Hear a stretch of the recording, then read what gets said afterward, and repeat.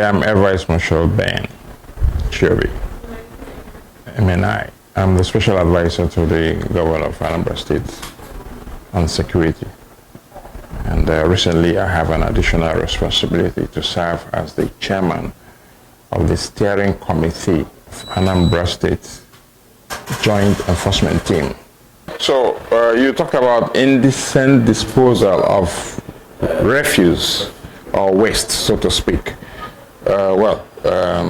The body that has the mandate to manage waste disposal in our state is ASWAMA, Anambra State Waste Management Agency. But with the recent development that led to the establishment of the Anambra State Joint Enforcement Team, our task essentially is to see that we bring coordination, standardization,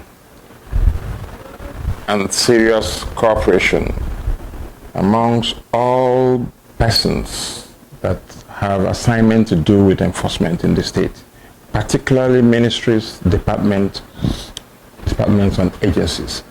And in that wise, to see that we coordinate our activities, because with the new guidelines as outlined by Mr. Governor, Professor Charles Chukwumasoludo, the thinking is for us to see that revenue generation and how we pull them into the revenue pots is streamlined and very well driven by technology. And that is why it keeps happening on no cash payment. And we want to do away with all manner of people claiming that they collect revenue for government. So it's more like about trying to entrench global best practices in how we use enforcement to see that people get to do the right thing. Okay, you know that all habits, they say, die hard. Of course, we have all manner of laws in the state that prohibit all forms of illegal activities. But the challenge we've had over the years is that of implementation. And that is the new, we're looking at better ways of solving old problems. And that is why we came up with the idea of the Joint Enforcement Team to say we do not want to have a proliferation of enforcement teams from ministries, departments, and agencies. Let's have them under one roof in order to ensure better coordination. And then, of course, cost savings as well will be achieved when we use the joint enforcement approach. So we are here to serve all the ministries, departments, and agencies, so there is no need for them to give permit to anybody to collect revenue for the state, which was very expressly laid out in Mr. Governor's inaugural speech when he made it clear that there is no room for touts or abro in Anambra. It is not in any way to demean any person, but it is simply to say we already have an established body for collecting revenues. So we will work out how that will be done. Yes, it took time for us to harmonize things because he wanted most of these things to be technology driven.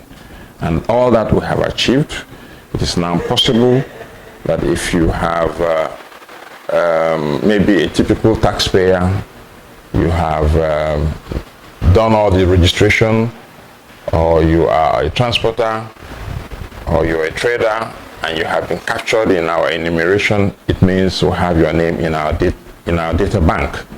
All that is required is things that are statutory for people to pay. They know when to pay them. So where the enforcement comes in now is where, when it is time to pay and you don't pay, and we are required to carry out enforcement, that's where we will look for such persons or corporate entity, as the case may be.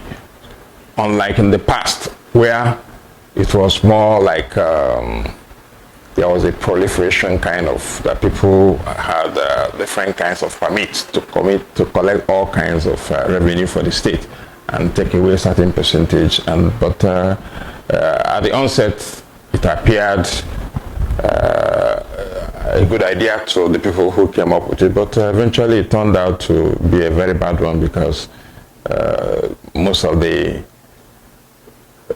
incomes, so to speak, filtered away, wouldn't account for many of those sums or monies that were supposed to be paid into the government coffers. But with the new idea, the approach is simple. You get your demand notice, you pay. When you don't pay, the time elapses, the next step will be enforcement. And where enforcement fails, then the judicial process may not be the only option. So as it is, it's a win-win for everybody, because if we have a lot of money in the coffers of Anambra State, then most of those promises that Mr. Governor made in his campaign speech and even at his inaugural speech, he will now be able to fulfill them, because you need money to get a lot of things done. The internally generated revenue of the state, as it is at the moment, leaves much to be desired.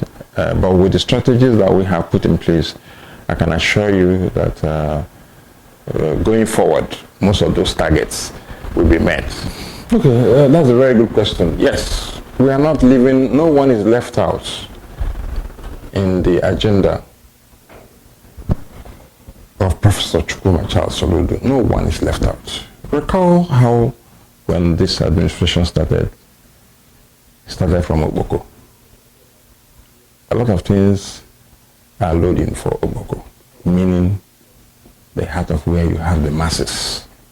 And in that price, the encouragement, just as he also expressed during his inaugural speech, is to a call out for all those who are into all forms of deviant behaviors to avail themselves the opportunity that the state will offer them for them to acquire skills, whether it be entrepreneurial or vocational skills. So all that are the opportunities that will avail such people, so long as they do not want to be on the wrong side of the law. So we are going to unveil that program soon, which makes it possible for them, be them Aboro, be them Taos, whatever name you call them, so long as they want to be on the right side of the law, they have opportunity to get enrolled into the vocational skills or entrepreneurial program that the state will unveil very shortly. Well, the message is simple. It's just to use this opportunity to reassure the Anambra that the Soludo administration has come with all the solutions in every ramification, and we are showcasing that very strongly with what we have done so far. In a few days' time, we'll be 6 months in office. Recall that 6 months ago, security in Anambra State was in a very troubled state. But we have tackled it in every ramification that is within the limits of the law, to see that our people can sleep with their two eyes closed. And in that manner, I can assure you that between now and December, with the efforts we are making to see that the vigilante services of most communities are rebuilt, we also want to continue to see that the activities of security operatives will continue to be taken down to the strongholds of locations we consider as dangerous places, which I can assure you that most of those places we had challenges when we came on board. We have been able to dislodge the criminal elements in those locations, and as it is now, once we rebuild the vigilantes, assist them to rebuild their vigilantes, and continue to get the kind of information from the communities where they still have challenges. I assure you that Anambra State will continue to be a bubbly place like it used to be in the past. People will be free to come home and celebrate the Ember months. We are expecting that a lot of weddings, a lot of cultural activities, and so on will still be held in Anambra State within the Ember months. So for us, I assure the Anambra that the administration is focused. We'll continue to do our very best in order to see that our programs in every ramification, from security to things to do with the rule of law, down to what we are doing about the state of infrastructure in the state. Just wait and see what happens, particularly as we enter the end of the rainy season.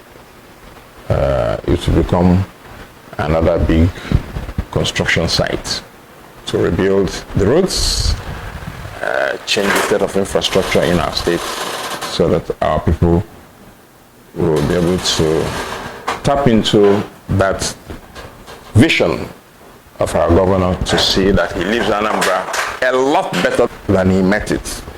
A livable, peaceful, prosperous, digitally compliant homeland. This is a great, great vision, and we are committed to see that we help him to achieve that.